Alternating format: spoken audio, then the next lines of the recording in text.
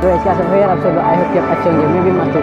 So guys, मैंने video में बोला था कि वीडियो में बोला था कि हम लोग ट्रैवल में जाएंगे, तो फाइनली देख सकते हो कि आज हम रोड में हैं और हम लोग आज जा रहे हैं ट्रैवल वर्क की ओर, चंबल रिवर दिखाने के लिए।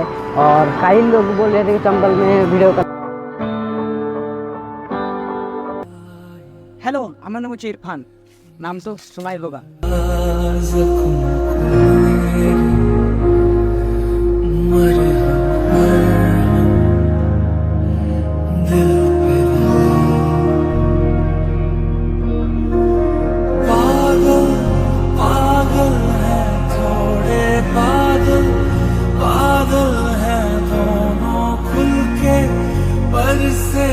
আমি ইউটিউবে প্রায় 2 বছর ধরে কাজ করছি,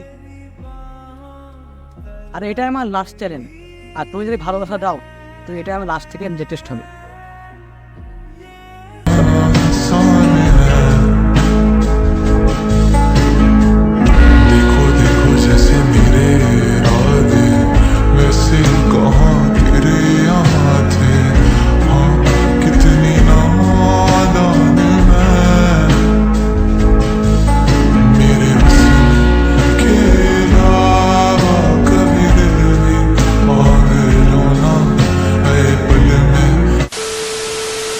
তো বন্ধুরা, এই ভিডিও পার্ট 2 দেখার জন্য সবাই মিলে সাবস্ক্রাইব করে রাখবেন।